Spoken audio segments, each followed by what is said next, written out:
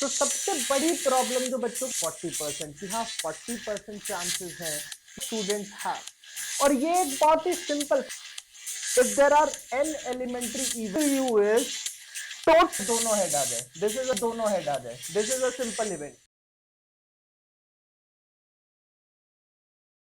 Hello students, आज हम लोग सर्कुलर परम्यूटेशन के बारे में पढ़ने वाले हैं। So what do you mean by circular permutation, और ये नॉर्मल परम्यूटेशन या फिर नॉर्मल अरेंजमेंट से कैसे डिफरेंट होता है। नॉर्मल अरेंजमेंट में आप क्या है, स्ट्रेट लाइन में अरेंज करते हो चीजों को। For example, if there are 4 people sitting, अगर 4 लोगों को 4 सीट्स पे बिठाना है, स्ट्रेट लाइन में अगर वो बैठते हैं तो कई सारे वेज में, दैट इज 4 फैक्टोरियल जो कि हम सीख चुके हैं, 4 फैक्टोरियल वेज में वो बैठ सकते हैं, अरेंज हो सकते हैं, परम्यूट हो सकते हैं। बट सर्कुलर परम्यूटेशन में क्या होता है, उन्हीं लोगों को एक सर्कुलर राउंड टेबल पे बैठना होगा।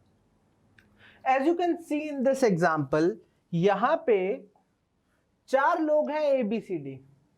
अगर स्ट्रेट लाइन में बैठते हैं तो 4 फैक्टोरियल दैट इज 24 वेज उनके पास होते हैं। उनमें से एक वे होगा BCDA, मतलब पहले B फिर C फिर D फिर A। एक तरीका होगा CDAB, एक तरीका होगा DABC और एक तरीका होगा ABCD। These are the 4 of the ways, 4 out of 24 ways जिनमें ये बैठ सकते हैं। यहीं पे अगर इन्हें सर्कल में बैठना है तो सर्कल में अगर हम अरेंज करें तो फर्स्ट पोजीशन यहां से शुरू करते हैं B से, तो ये हो जाएगा BCDA, CDAB, DABC and ABCD। ये 4 वेज हमारे रहेंगे। बट सर्कुलर परम्यूटेशन में डिफरेंस यहां आ जाता है। अगर हम इन चारों वेज को देखें बेटा, सो ये 4 सर्कुलर परम्यूटेशन की वजह से, सर्कल में बैठने की वजह से, ये 4 डिफरेंट केस ना काउंट होके सिर्फ एक ही केस काउंट होगा। दिस इज बिकॉज सर्कल में क्या हो रहा है, अगर हम ए के पर्सपेक्टिव से बात करें, ए के पर्सपेक्टिव से ए के राइट साइड में बी बैठा होगा और लेफ्ट साइड में डी बैठा होगा, ऑपोजिट तरफ सी बैठा होगा। राइट में बी, लेफ्ट में डी एंड ऑपोजिट में सी। अगर यही चीज नेक्स्ट वाले में देखें तो ए के राइट में, अगर ए के पोजीशन के रिस्पेक्ट में देखें, राइट में बी बैठा होगा, लेफ्ट में डी बैठा होगा, ऑपोजिट में सी बैठा होगा। सेम वे नेक्स्ट में ए के राइट में बी बैठा होगा, लेफ्ट में डी, ऑपोजिट में C. And in the fourth case also A के राइट में बी बैठा है, लेफ्ट में डी बैठा है और ऑपोजिट में सी। तो अकॉर्डिंग टू ए और बी और सी और डी, ये चारों केस डिफरेंट ना होके सेम केस हो जाएंगे, because the neighbours, the relative arrangement is still the same. Although इनका सर्कुलर अगर ना होता, ये लीनियर अरेंजमेंट होता, तो ये चारों डिफरेंट केस कंसिडर होते। But because it is a circular arrangement, ये 4 केस नहीं, सिर्फ एक केस काउंट होगा। सो टोटल केसेस अगर हमारे पास 4 फैक्टोरियल बनते हैं, हर 4, ये तो सिर्फ एक पर्टिकुलर केस दिखा है, हर 4 केस का एक ही काउंट होगा। तो टोटल नंबर ऑफ केसेस करने के लिए हम इसे डिवाइड कर देते हैं 4 से और हमें आंसर मिल जाता है 3 फैक्टोरियल। सो जब कभी भी सर्कल में अरेंजमेंट होगा तो जितने नंबर ऑफ ऑब्जेक्ट्स हैं जिन्हें हमें परम्यूट करना है, उतने केसेस को हम 1 काउंट करेंगे।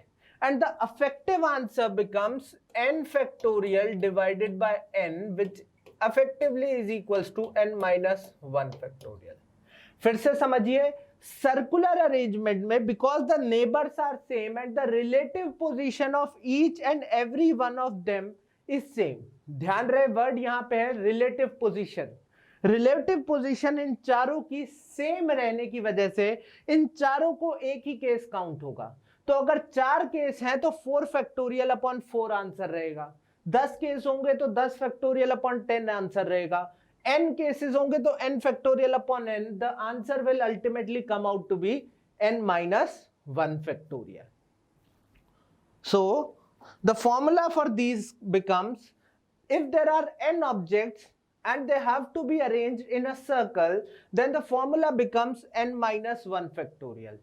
So if there are number of circular permutations of n different things taken all at a time is n minus 1 factorial. Similarly, अब अगर क्लॉकवाइज और एंटी क्लॉकवाइज को हमें सेम लेना है, मैं क्लॉकवाइज और एंटी क्लॉकवाइज पे भी हम आएंगे, अगर हम क्लॉकवाइज अरेंजमेंट और एंटी क्लॉकवाइज अरेंजमेंट को सेम लेना चाहते हैं, फॉर एग्जांपल अगर पिछला केस लें तो ए बी सी डी, ये क्लॉकवाइज में हो गया और एंटी क्लॉकवाइज में हो गया A B C D. Effectively तो ये दोनों डिफरेंट है क्योंकि यहां पे ए के राइट में बी बैठा है और यहां पे ए के लेफ्ट में बी बैठा है, बट सर्कुलर क्लॉकवाइज और एंटी क्लॉकवाइज सेम लेने की वजह से यहां पे दोनों केस को एक ही केस माना जाता है और इसका फॉर्मूला बनता है n-1 factorial by 2। So ultimately अगर आपको नॉर्मल सर्कुलर परम्यूटेशन चाहिए the formula becomes n-1 factorial, और अगर आपको एंटी क्लॉकवाइज और क्लॉकवाइज डायरेक्शन सेम लेना है, अगर दोनों एंटी क्लॉकवाइज और क्लॉकवाइज सेम रहेगा तो it becomes n-1 factorial by 2। And the last formula is number of circular permutations of n different objects. n different objects को अगर r places में सर्कल में परम्यूट करना है तो पहले हम NCR करेंगे। NCR में क्या करते हैं, सेलेक्ट करते हैं। तो पहले हमने n ऑब्जेक्ट्स में से r को सेलेक्ट किया, r ऑब्जेक्ट सेलेक्ट होने के बाद सर्कल में परम्यूट करते हैं तो that becomes r factorial divided bye r, and the NCR into r factorial as we know becomes NPR. So the final formula becomes NPR divided by r. ये NPR कब आएगा, जब n ऑब्जेक्ट्स को r places पे circle में permute करना है, और अगर डायरेक्ट n ऑब्जेक्ट्स को n प्लेसेस पे परम्यूट करना है, the formula becomes n-1 factorial, और अगर क्लॉकवाइज एंटी क्लॉकवाइज सेम लेना है तो formula is n-1 factorial by 2. So for example, let us take a question, a simple question.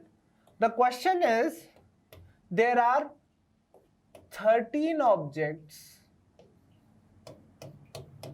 and we have to permute them in a circle.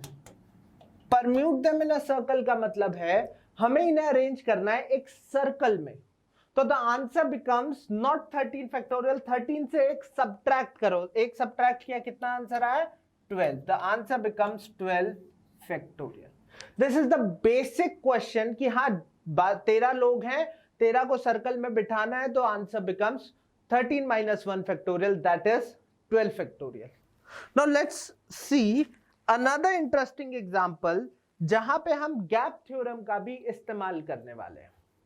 So the next question is, in how many ways can 5 boys and 5 girls be seated at a round table? अब यहां पे क्या लिखा है बेटा, round table लिखा है.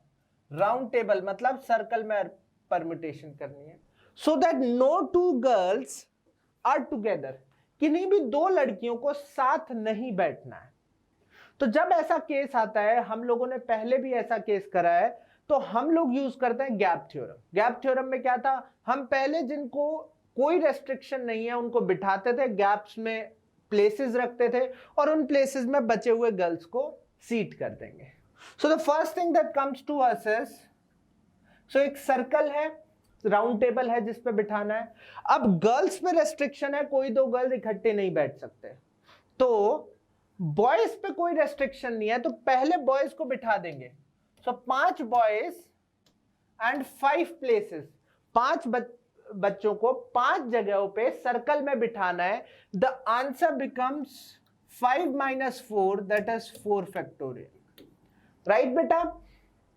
Now अब कितनी सीट बची, हम कितने गैप्स बचे. अगर ये लीनियर होता, अगर यहीं पे ये लीनियर अरेंजमेंट होता तो हमारे पास एक एक्स्ट्रा गैप मिलता है, एक स्टार्टिंग का और एक एंड का एक एक्स्ट्रा गैप मिलता. But in this case there are, अगर हमने 5 लोग बिठाए हैं तो 5 ही गैप मिलने वाले हैं हमें. So number of gaps are 5. So 5 places पे 5 लड़कियों को बिठाना है. The direct answer becomes 5p5. So the final answer becomes 4 factorial multiplied by 5 factorial. The answer is B option. Now a big confusion is, sir हमने यहां पे जब 5 लड़कियों को बिठाया, 5 गर्ल्स को बिठाया, तब हमने सर्कुलर परम्यूटेशन का फॉर्मूला क्यों नहीं लगाया? तो बेटा ये एक बहुत इंपॉर्टेंट पॉइंट है नोट करने का. अगर हम एक बार कभी भी कुछ लोगों को बिठा चुके हैं, अरेंज कर चुके हैं, जब एक बार यहां पे 5 - 1 फैक्टोरियल का फॉर्मूला यूज कर चुके हैं, सर्कुलर परम्यूटेशन यूज कर चुके हैं, we will not use it again. हम दोबारा सर्कल में नहीं करेंगे, क्योंकि बिकॉज एक बार कर लिया तो now this will be treated as a linear arrangement. Now it will be treated as linear arrangement. Understood बेटा? सो नाउ अब यहां पे 5 जगह है और 5 लोगों को बिठाना है. Now it will B 5 factorial and not 5 - 1, that is 4 factorial. So the correct answer becomes 5 factorial multiplied by 4 factorial. That is the correct answer. So now we'll look into another question जहां पे हम clockwise और anti clockwise की बातें करने वाले हैं. So the next question is on your screens. The number of ways in which 7 girls can stand in a circle so that they do not have same neighbors. Now this is a very important part. Question में यहाँ पे दिया हुआ है they do not have same neighbors. मतलब अगर neighbour same हुए तो हम अरेंजमेंट को एक ही मानेंगे. सो ये इस केस में जब नेबर्स हमें डिफरेंट चाहिए, तब हम क्लॉकवाइज को और एंटी क्लॉकवाइज को सेम अज्यूम करेंगे. समझ में आया बेटा? क्लॉकवाइज को और एंटी क्लॉकवाइज को सेम अज्यूम करेंगे. ऐसा क्यों हुआ? Let's take an example. ABCD. ये ABCD को मैंने क्लॉकवाइज डायरेक्शन में अरेंज करा है. नाउ टेक अनदर एग्जांपल जहां पे मैं एंटी क्लॉकवाइज में अरेंज करता हूं. ये मैंने एंटी क्लॉकवाइज में अरेंज करा है. ये क्लॉकवाइज, ये एंटी क्लॉकवाइज. अब मेरे को बताइए बेटा, क्लॉकवाइज में भी नेबर्स ए के बी और डी हैं, यहां पे भी नेबर्स बी और डी हैं, बी के भी नेबर्स ए और सी हैं, यहां पे भी बी के और ए के नेबर्स ए और सी हैं. So effectively the neighbours remain same. तो जब नेबर सेम हो रहे हैं उसको एक ही केस काउंट करना है. मतलब एंटी क्लॉकवाइज और क्लॉकवाइज को सिंगल केस हमें काउंट करना होगा. और इसका फॉर्मूला हमने देखा था, हम n-1 फैक्टोरियल को 2 से डिवाइड कर देते थे. In this case there are 7 girls, तो टोटल वेज कितने हो जाएंगे? 6 फैक्टोरियल. 7 - 1 किया, 7 में से 1 गया, 6 आया. 6 फैक्टोरियल डिवाइडेड बाय 2. 6 फैक्टोरियल की वैल्यू हमें पता है 720 होती है. 720 डिवाइडेड bye 2, answer is 360. The correct answer is C option. So याद रखिए, जब एंटी क्लॉकवाइज और क्लॉकवाइज सेम रहेगा तब n-1 फैक्टोरियल बाय 2 करेंगे, और जब दोनों डिफरेंट रहेगा तो the direct answer becomes n-1 factorial. Thank you.